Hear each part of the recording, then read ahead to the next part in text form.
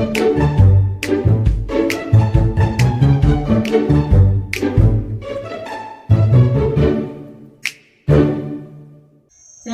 warahmatullahi wabarakatuh. Kepada Ustaz Nur Azri bin Muhammad Zaini, saya Puteri Balkis binti Rashid, pemegang nombor pelajar 2022971621 dari Fakulti Sains Gunaan AS253. Dalam video pembincangan hari ini, saya akan membincangkan tentang epistemologi dalam agama Jainism. Dalam konteks epistemologi, saya akan mengupas tentang 3 perkara, iaitu definisi epistemologi, teori epistemologi dan juga jenis-jenis pengetahuan dalam agama Jainism. Epistemologi dapat didefinisikan kepada 2 bahagian, iaitu etimologi dan juga terminologi. Dalam konsep etimologi, epistemologi dapat diterjemahkan sebagai satu teori pengetahuan yang benar. Dalam konsep terminologi pula, kita dapat memahami epistemologi dengan lebih spesifik, iaitu bagaimana pengetahuan yang dimiliki diperoleh oleh seseorang individu terhadap permasalahan hakikat ilmu, pengetahuan serta kehendak dan kebebasan manusia dalam pengetahuan, kebenaran dan juga kepastian pengetahuan. Seterusnya, kita beralih pula kepada teori epistemologi. Untuk menyenangkan pemahaman semua, teori epistemologi ini juga merupakan perkara-perkara yang membentuk hukum hakam dalam sesuatu agama. Jadi, setiap agama yang wujud akan ada tahap epistemologi masing-masing untuk dijadikan sebagai panduan kepada penganut agama tersebut. Dalam agama Jainism ini, teori epistemologi mengandungi 2 bahagian, iaitu pengetahuan langsung dan juga pengetahuan tidak langsung. Pengetahuan langsung merupakan satu bentuk pengetahuan yang tidak bergantung pada mana-mana sumber luaran atau perantaraan yang dikategorikan kepada 3, iaitu Abadi Janana, Manah Paryaya Janana dan juga Kevala Janana. Abadi Janana merupakan satu pengetahuan tentang objek fizikal yang berasaskan kepastian terhadap jirim tanpa mengira masa dan ruang.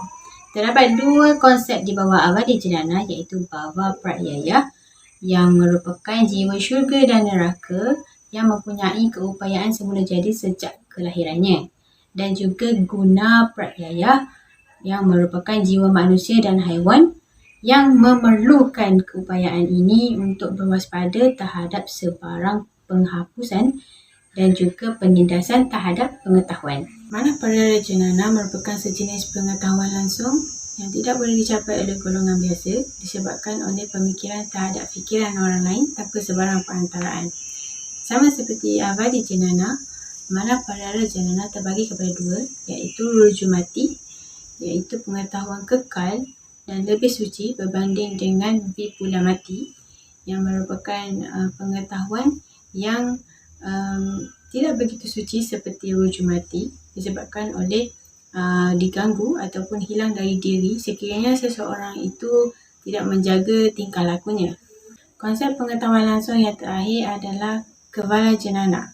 Kevala Janana juga dikenali sebagai kemahatauan, iaitu satu bentuk pengetahuan yang memiliki pemahaman yang lengkap dan kebijaksanaan yang tinggi. Dengan ini, segala perkara yang wujud dapat diketahuinya tanpa sebarang batasan halangan seperti arihan dan sidar. Golongan ini dikenali sebagai kevalin. Seterusnya, kita akan lihat teori epistemologi yang terakhir, iaitu pengetahuan tidak langsung. Pengetahuan tidak langsung ini ataupun dikenali sebagai paroksha, satu pengetahuan yang memerlukan sumber luaran ataupun perantaraan seperti deria dan minda.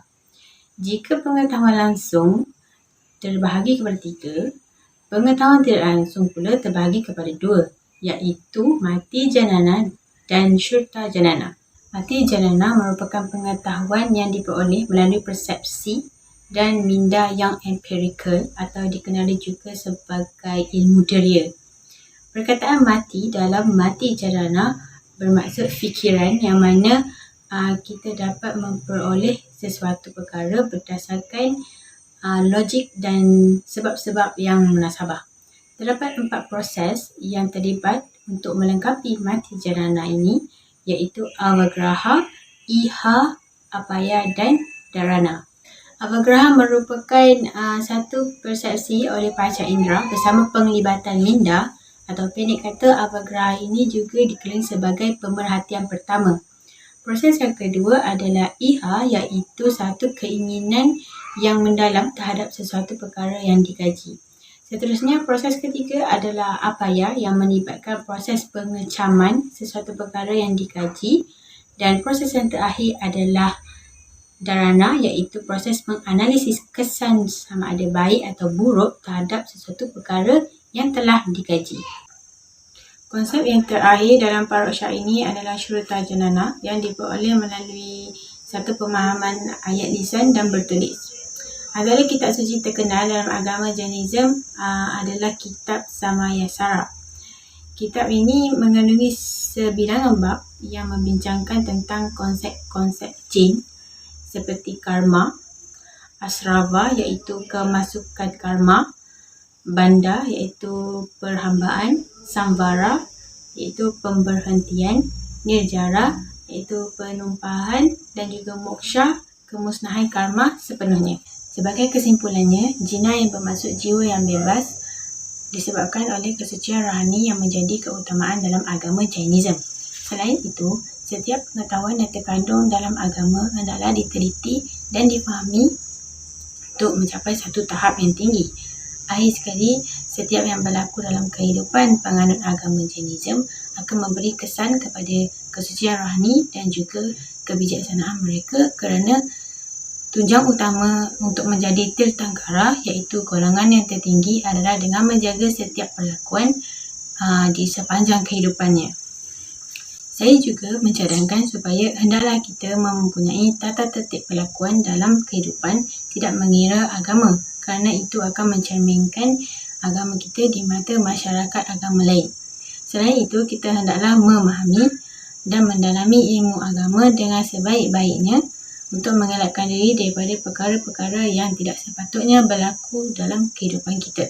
Jadi, kita sebagai umat Islam hendaklah menjaga setiap tingkah laku sebagai seorang Muslim dan Muslimah, kerana Islam merupakan agama yang sangat suci dan murni dan juga agama yang dihormati oleh masyarakat dunia. Sekian daripada saya. Terima kasih. Assalamualaikum warahmatullahi wabarakatuh.